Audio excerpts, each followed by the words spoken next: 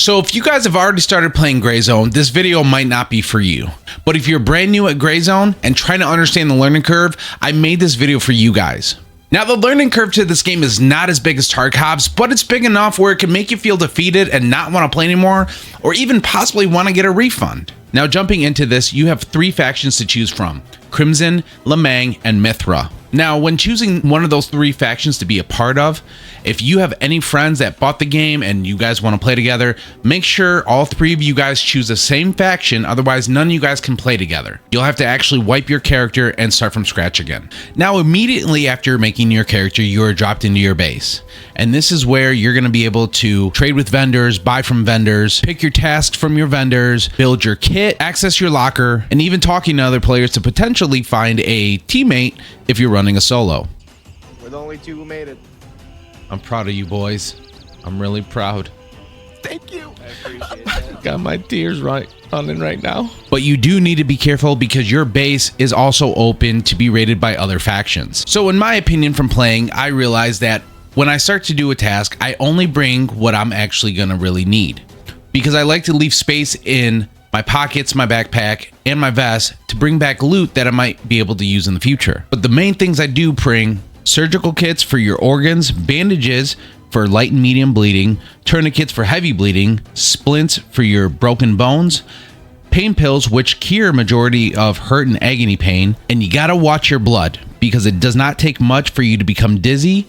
Usually blood loss from 5,500 to 4,500 causes your character to become dizzy, and therefore you're gonna need a blood packet to pump more blood into your body to stop the dizziness.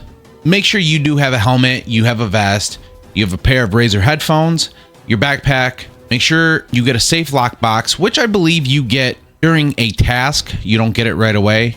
And you put a tactical belt on as well, which gives you some more cells to store some more loot. Now the safe lockbox is important because let's say you have a task that requires a key or a tracker, or for you to go find something out in the map. Anything you put in that safe lockbox is not lost if you are killed by AI or an enemy player. Now that you've geared up and accepted your first task, you're going to notice majority of your first tasks are going to take you to a town called Namthaven, which is directly north of your base if you're a Murtha. So the one thing I do want to point out is at any given time there are only 4 choppers in each server. So anytime you see a blue chopper, that is one of your faction members going out on a mission, and all the blue dots that you see scattered around are also your faction members as well. So for example, if you were going out further into the map, one of the strategies you could use is messaging your faction member to ask them how heavy the AI are out there and if there are any other factions out there hunting as well. Now unfortunately, this is one of the cons of the game. With there only being 4 choppers per server, in some cases all 4 choppers might be in the sky, and the only way to call one on an extract or to call one to get on a task, you might have to spam call transport. So as soon as you see one starting to leave the map, that would be your time to start hitting call transport as much as you can. Otherwise, yes, you are sitting in a spot for a decent amount of time waiting for a helicopter to become available.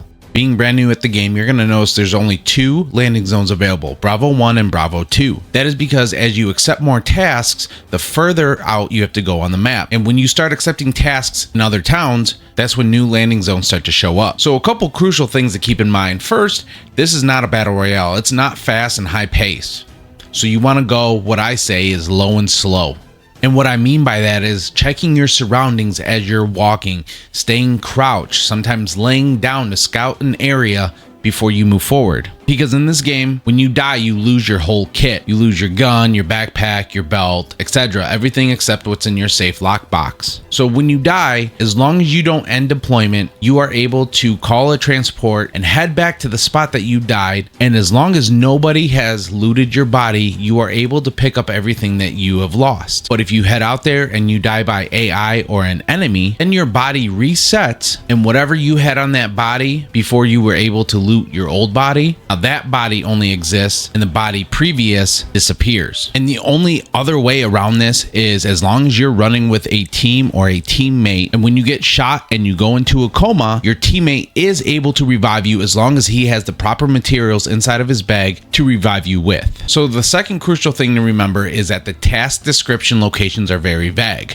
For example, when they give out a location It doesn't give you exact coordinates. It tells you things like southwest of a luxury resort or northeast of town hall, which means you could be in the map a while looking for what the vendor has asked you to look for, which is okay because there are no time limits on when you have to extract from the map. So you can be inside of the map for 2, 3, 4, 5 hours at a time trying to do one task or multiple tasks at the same time. But the further you venture out to do more tasks, the riskier it gets.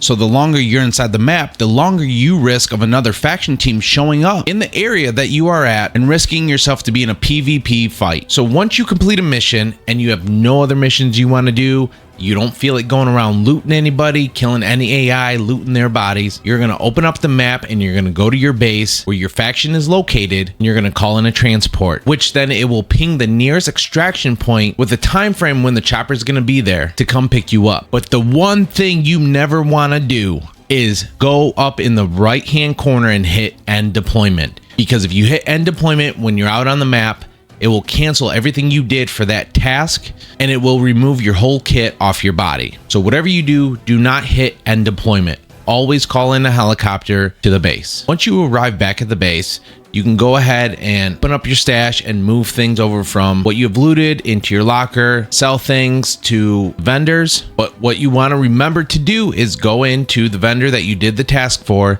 and make sure you hit complete task, because each task comes with a reward, whether it be a gun, a backpack, money. They all come with experience points and they all come with a reputation. And what I mean by that is every time you do a task for one of these vendors, your reputation goes up with them. And what you're doing is also leveling up your vendor as well.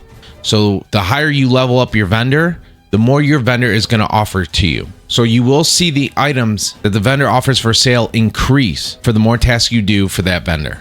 If you guys are still watching to the end, I have one more thing to tell you guys. This game is only played on mouse and keyboard. It is not compatible with controllers yet. So keybind Z is the button you have to press in order to talk to other players. I think we covered everything. If you have any questions, shoot me a message on Discord, leave me a comment below. Make sure you guys give this video a like, and also make sure you hit subscribe to my channel if this video helped you out as well. I'll see you guys next time.